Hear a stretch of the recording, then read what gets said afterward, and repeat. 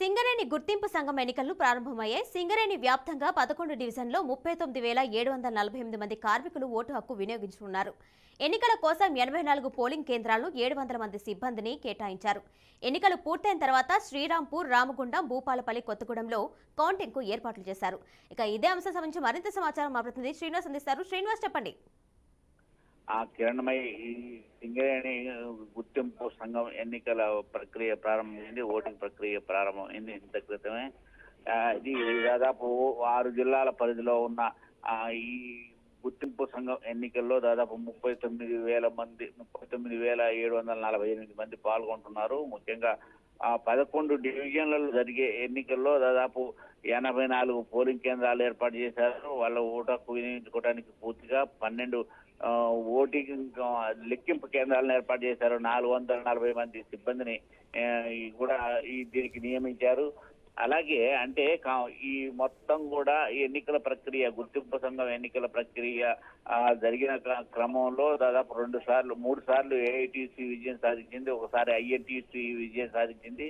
2012లో TGBKS ఒకసారి, మళ్ళీ 17లో కూడా టీజీబీకేఎస్ అంటే తెలంగాణ ఆకాంక్షల అనుగుణంగా ఆ సంఘం ఎన్నికలైంది. అయితే ఈసారి ఎన్నికల్లో పోటీ చేయొద్దని చెప్పిన వార్తలు వచ్చిన నేపథ్యంలో వాళ్ళు అగ్రనాయకులు మొత్తం కూడా మిర్యాల రాజిరెడ్డి, కెంగర్ల మల్లయ్య, పోతే వెంకట్రావు కూడా రాజీనామా చేసి ఐఎన్టీసీలో చేరటం జరగడంతో కొంత అయోమయం నెలకొన్న నేపథ్యంలో అప్పటికప్పుడు అంటే మాజీ ముఖ్యమంత్రి తనయ కవిత ఆదేశాలతో పోటీలో నిలబడ్డారు. అయితే ఐఎన్టీయూసీ కూడా భారీగా ప్రచారం నిర్వహించారు.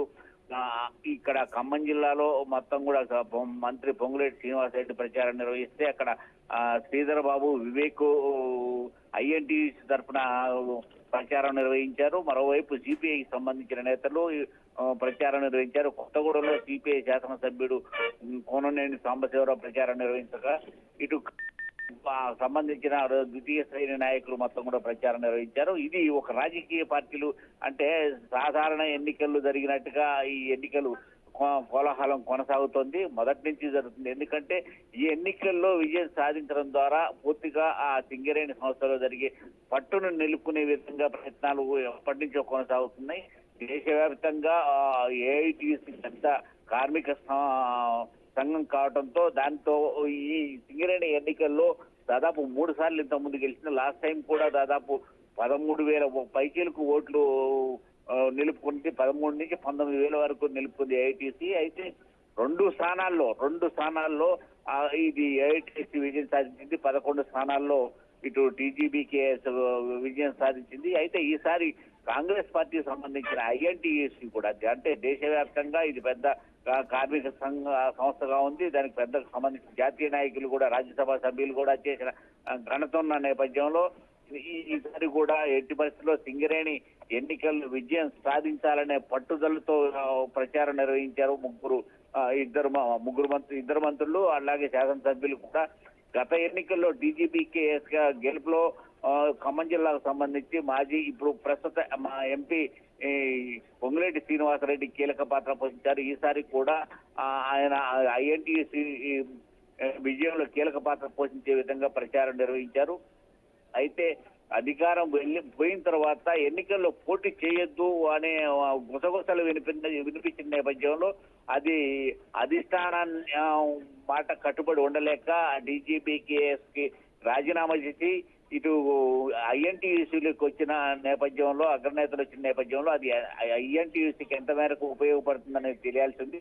అలాగే డీజీపీకేఎస్కి ఎంత నష్టం జరుగుతుంది అనే దాని మీద కూడా విశ్లేషణలు కొనసాగుతున్నాయి. అయితే సింగరేణిలో మొదటి నుంచి దశాబ్దాల కాలంగా ఏఐటీయూసీ గట్టి పట్టున్న కార్మిక సంఘంగా గుర్తింపు చెందింది. అయితే 14 సంఘాలు ఉంటే అందులో 13 సంఘాలు ఎన్నికల్లో పోటీ చేస్తున్నాయి. CITU, HMS, BMS, AITUC, INTUC, అలాగే టీజీబీకేఎస్, ఇతర చిన్న కార్మిక సంఘాలు కూడా పాల్గొంటున్న నేపథ్యంలో అయితే ఓట్ల చీలిక ద్వారా ఇటు ఏఐటీయూసీకి ఇటు ఐఎన్టీయూసీకి లబ్ధి చేకూరుతుందని చెప్పని భావిస్తున్నారు.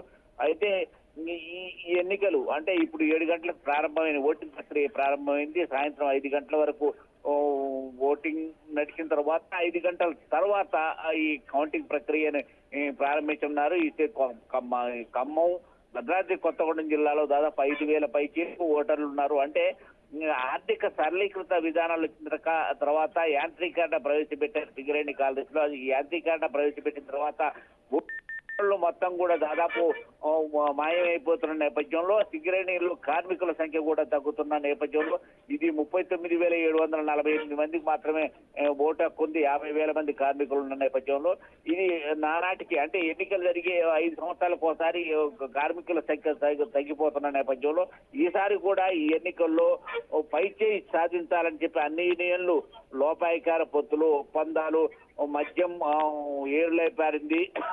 రాత్రులు అర్ధరాత్రి అపరాత్రి లేకుండా వాళ్ళకి ప్రలోభాలు ఉన్నాయి. ఎందుకంటే ఇప్పటికే ప్రభుత్వం ఈ సింగరేణి ఎన్నికల్లో విజయం సాధించాలని చెప్పని వాళ్ళకి గృహాలకు సంబంధించిన లోనుకి సంబంధించి గృహాలు కట్టుకుంటే ఇల్లు కట్టుకుంటే ఆ లోనుకు సంబంధించిన వడ్డీ లేకుండా అలాగే 250 గజాల స్థలం కావాలని చెప్పని హామీలు ఇచ్చినట్టుగా తెలిసింది.